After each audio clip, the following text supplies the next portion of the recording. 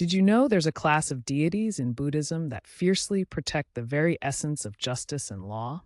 Wow, that sounds intense. What's the name of these powerful figures? They are called Dharmapālas, meaning Dharma protectors in Sanskrit, and they embody a dual nature as both wrathful guardians and wise protectors. Let's discuss what a Dharmapāla truly is. They are protectors of the Buddhist Dharma. But what do they look like? Are they frightening? Absolutely. They are typically depicted with terrifying imagery in Mahayana and tantric traditions. This wrathfulness showcases their readiness to defend followers from dangers. That sounds powerful. Who are some examples of these Dharmapālas? One prominent group is the Aṣṭagatyaḥ, which includes beings like Garuda and Naga. In Vajrayana art, these Dharmapālas are shown as fearsome entities, often sporting multiple heads, arms, and feet, with colors like blue, black, or red. It seems contradictory that such fierce beings act for the benefit of beings. How does that work? Their terrifying appearance serves a noble purpose. They act in wrath to protect and uphold the Dharma. The roots of their worship within Tibetan tradition can be traced back to the 8th century, indicating a long history of reverence. In Tibetan Buddhism, the landscape of Dharmapālas is rich and varied. Each school has its own principal guardians. So do different monasteries worship different Dharmapālas? Yes, many monasteries have dedicated Dharmapālas that are almost like local guardians, assuring protection over their spiritual practices.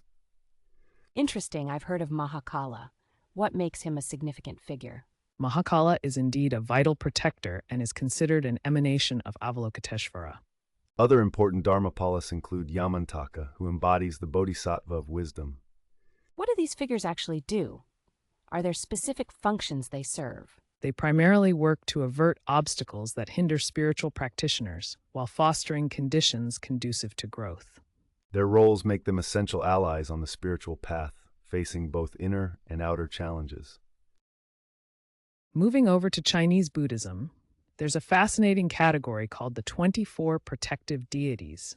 Who are these deities? Are they similar to Dharmapālas? Exactly. They are revered as protectors and embody the Dharmapāla concept alongside wisdom kings like Acala and Hayagriva. What's the significance of wisdom kings in this context? They are considered as higher forms of Dharmapālas, providing guidance and protection. Their distinct roles in the worship practices highlight the profound nature of protective deities across cultures. In the realm of Japanese Shingon Buddhism, we encounter a rich tapestry of Dharmapālas too. So, are they similar to what we've seen earlier? Yes, indeed. Dharmapālas like Acala and Yamantaka are classified as wisdom kings here as well. That's fascinating, but I've heard of Mahakala too.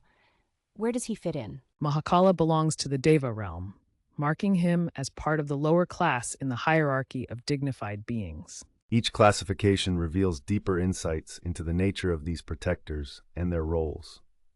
Now, let's explore some related defenders in Tibetan Buddhism, like lokapālas. Who exactly are the lokapālas? They are guardian deities of specific directions, acting as protectors of the realm. And I've heard about Guan Yu and Hachiman. How do they connect to Dharmapālas? Both are known as defenders too, but their significance varies across different cultures.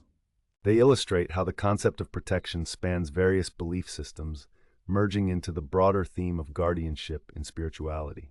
This is so intriguing. Are there more layers to this? I feel like there's so much more to uncover.